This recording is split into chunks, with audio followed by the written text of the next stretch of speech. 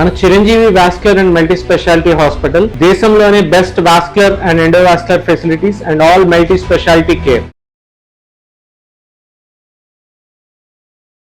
నమస్తే, welcome to Suman TV. నేను పద్మిని. ప్రస్తుతంతో పాటు ప్రముఖ ఆధ్యాత్మికవేత్త, సూర్య ఉపాసకులు, సన్ స్పిరిచువల్ సొసైటీ ఫౌండర్, అలాగే వెజిటబుల్ ప్రాక్టీషనర్ విక్రమాదిత్య గారు మనతో పాటు ఉన్నారు. మాట్లాడదాం సార్. నమస్తే సార్. సూర్యోస్మి తల్లి. సార్, వెజిటబుల్ ప్రాక్టీషనర్ గా నేను ఒక క్వశ్చన్ అడగాలనుకుంటున్నాను సార్. ఇది చాలా మందిని ఇబ్బంది పెడుతున్నటువంటి సమస్య. ప్రపోర్షనల్ గా ఒక వెయిట్ లో ఉన్నారు అని అనుకుంటే అదొక పద్ధతి, కానీ కొంతమందిలో చూస్తే స్టబర్న్ బెల్లీ ఫ్యాట్ ఉంటుంది సార్. ఈ బెల్లీ ఫ్యాట్ కరగట్లేదండి, ఏం చేసినా కరగట్లేదండి అని కంప్లైంట్ చేస్తూ ఉంటారు. ఆడవాళ్ళలో ఒక టైప్ ఆఫ్ ఇబ్బంది వల్ల, అంటే ఆఫ్టర్ డెలివరీ వల్ల పెరిగిన బెల్లీ ఫ్యాట్ అవ్వచ్చు, లేకపోతే ఇట్లా రకరకాల కారణాలు ఉండి ఉండొచ్చు. మగవాళ్ళల్లో కూడా అది చాలా అసహ్యకరంగా ఉంటుంది పాపం కదా. అది కాన్ఫిడెన్స్ని బాగా బ్రేక్ చేస్తుంది సార్ కదా. బట్టలు కరెక్ట్ బట్టలు వేసుకోవాలనిపిస్తుంది. సరే, బట్టల విషయం పక్కన పెట్టేస్తే వాళ్ళని వాళ్ళు ప్రజెంట్ చేసుకునే విషయంలో ఖచ్చితంగా ఈ బెల్లీ ఫ్యాట్ అనేది ఆ కాన్ఫిడెన్స్ లోపించడానికి కారణమవుతుంది. దీనికి పర్ఫెక్ట్ ఆన్సర్ కావాలి సార్. బెల్లీ ఫ్యాట్ కరిగి తీరాల్సిందే. ఏం చేయమంటారు చెప్పండి. సూపర్, మంచి ప్రశ్న అమ్మా.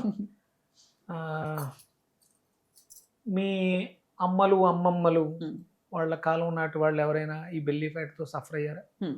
అంటే లావుగా ఉన్న ప్రొపోర్షనల్గా ఉండేవాళ్ళు, మొత్తం ఓవరాల్గా లావుగా ఉండేవాళ్ళు, లేకపోతే సన్నగానే ఉండేవాళ్ళు. అంటే ఆడవాళ్ళ విషయంలో కానీ మగవాళ్ళ విషయంలో కానీ అంటే మీరు తక్కువ ఇప్పటి వరకు నేను ఇలా చెప్పలేదు. అంటే ఇప్పుడు ఆలోచన ధోరణి మారుతున్న కాలానికి అనుగుణంగా మనం చేస్తున్న రీసెర్చెస్లో, అందుకనే మనం అష్టాంగ యోగ సాధన అంటే ఒక మనిషి మానసికంగా శారీరకంగా పరిపూర్ణంగా ఉండడానికి, అంటే మనం డైట్ ఏదైతే మనం తింటున్నామో ఆహార విహార వ్యవహారాలు అనేవి పూర్తిగా మన జీవితం మీద ఆధారపడుతున్నాయి, మన జీవితాన్ని నడిపిస్తున్నాయి. దాంట్లో ప్రధానంగా ఆహారం, తర్వాత విహారం, వ్యవహారం. అలాగే అష్టాంగ యోగ సాధనలో ధారణ, మనం ఏమి ధరిస్తున్నాం. అంటే ఈ రీసెంట్గా రీసెర్చెస్లో తెలిసింది ఏంటంటే, పూర్వం అంటే ఇప్పుడు మగవాళ్ళు అయితే పంచ కట్టుకునేవాళ్ళు, లంగోటి ఉండేదేమో కదా. అంగవస్త్రం అంటే అంగవస్త్రం ఉండాలి. అంగవస్త్రం ఉండాలంటే దానికి ఉండాలి మనకి అంగవస్త్రం, మొలతాడు ఉండేది. ఆడవాళ్ళకి మొలతాడు ఉండదు. కానీ లంగా అంటే ఇది ఏం చేస్తుంది, హయ్యర్ ఎమోషన్స్ని లోయర్ ఎమోషన్స్ని బ్యాలెన్స్ చేస్తుంది. ఓకే. అంటే అలా అంటే ఇప్పుడు మరి అంటే బెల్లీ ఫ్యాట్ వచ్చిన తర్వాత జీన్ ఫ్యాట్ వేయడం కష్టమే. అవునా? బాగోదా?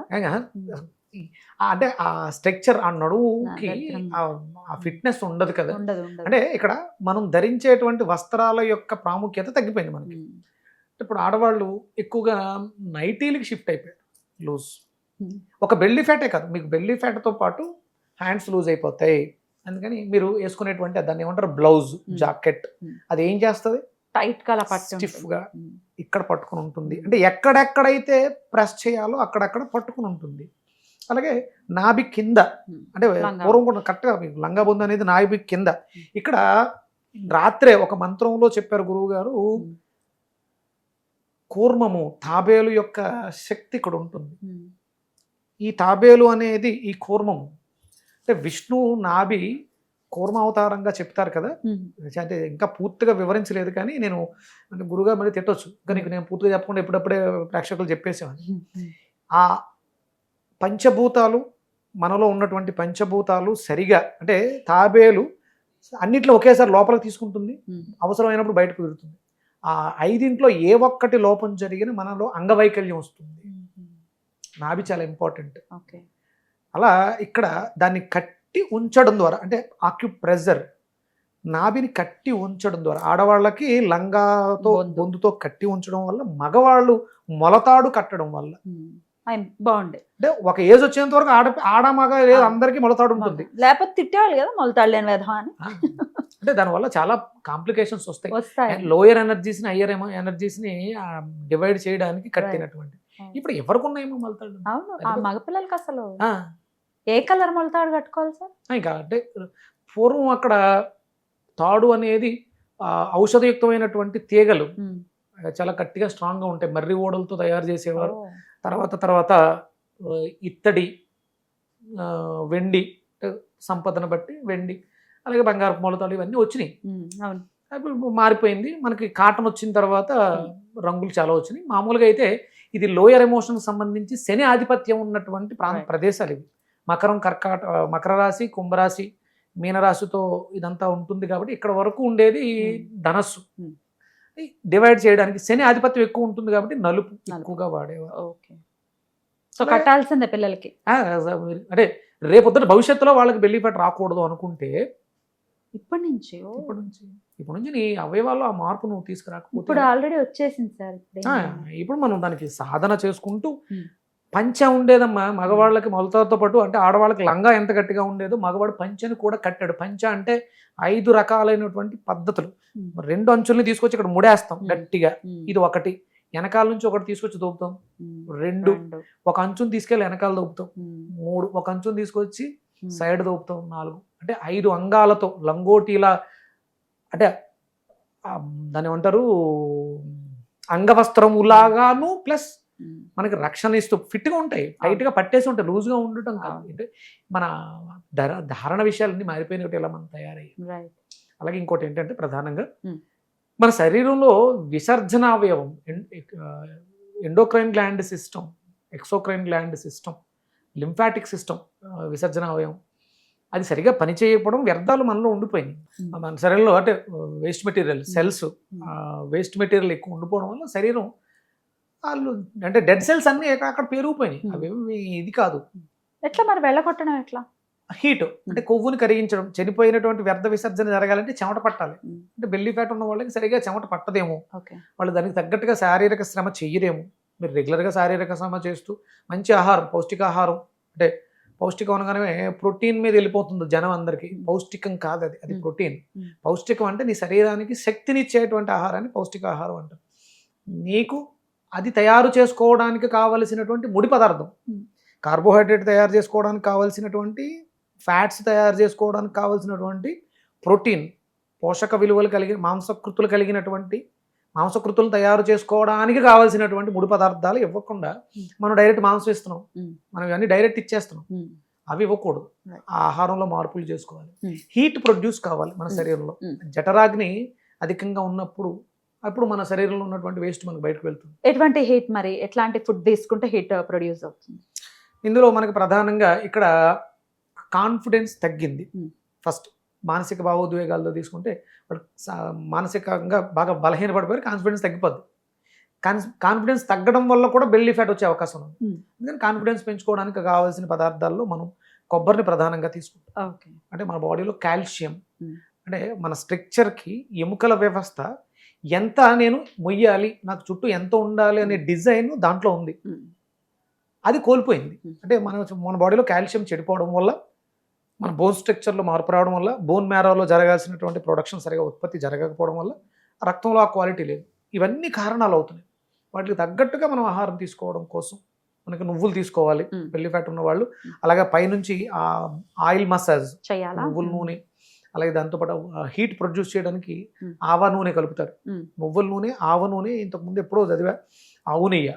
ఇవి 3 సమభాగాలుగా తీసుకుని కొంచెం గోరువెచ్చగా తీసుకుని మీరు బాగా ప్రతిరోజు కంపల్సరీ ఒక 10 to 15 minutes మసాజ్ చేయండి. లోపల నుంచి బయట నుంచి హీట్ ప్రొడ్యూస్ అయ్యి ఆ లేయర్స్ లో ఉన్నటువంటి వేస్ట్ కరిగిపోతుంది. అలాగే దాంతోపాటు మనం ఇవే ఏదైతే బయట రాసావో ఆ నూనెని లోపలికి ఆహారంలో భాగంగా తీసుకోవడం. అంటే నువ్వులు నూనె తాగలేం కాబట్టి నువ్వులని దోరగా వేయించుకుని బెల్లం కనుక్కుని తినడం వల్ల ఐరన్, ఇది శనికారకత్వం అవుతుంది, లోయర్ ఎఫెక్ట్ అవ్వకుండా. అలాగే నువ్వుల్లో ఉన్నటువంటి కాల్షియం ఫ్యాట్ కరగడానికి సపోర్ట్ చేస్తుంది. అలాగే కొబ్బరి, ఎండు కొబ్బరి, బెల్లం, కొబ్బరి లౌజ్ తినటం, ఇవి ప్రధానంగా తీసుకుంటూ మనకి అరుగుదలకి ప్రాధాన్యత ఇవ్వండి. దాంతోపాటు ఎంత అయితే తింటున్నామో కొంచెం అంత గ్యాప్ ఇద్దాం. 6 రోజులు తిన్నాం, ఒక్క రోజు గ్యాప్ ఇస్తే చాలా ఈజీగా ఉంటుందమ్మా. ఆ ఫ్యాట్ అంటే మనకి లోపల ఏమీ లేనప్పుడు మన శరీరం రక్షణ వ్యవస్థ ఆ వేస్ట్ ని బర్న్ చేసేస్తుంది, బర్న్ చేసి ఎనర్జీ కింద మారుస్తుంది. అవును, కన్వర్ట్ చేస్తుంది. మనం అవకాశం ఇవ్వట్లా. వారంలో ఒక్క రోజు, ఏ రోజు చేయమంటారు? ఆదివారం చేయండి. ఆదివారం చాలా విశేషం. ఎందుకంటే ఆదివారం ఉపవాసమా? మొన్న ఒక క్వశ్చన్ ఒకళ్ళు అడిగారు, చెప్పనా? చెప్పమ్మా. శనివారం తొలి ఏకాదశి వచ్చింది కదా మొన్ననే, తొలి ఏకాదశి వచ్చింది కదండి, మేము ఉపవాసం ఉన్నాము, మరుసటి రోజు ద్వాదశి రోజు తినండి అమ్మా అని నేను వీడియో పెడితే, మరి మరుసటి రోజు పొద్దున్నే ద్వాదశికి మేము పారణ చేసేస్తామండి, మధ్యాహ్నం నాన్ వెజ్ తినొచ్చా అని అడిగారు. ఆదివారం. నమస్కారం. నేను ఇదే చెప్పాను, నమస్కారం తల్లి.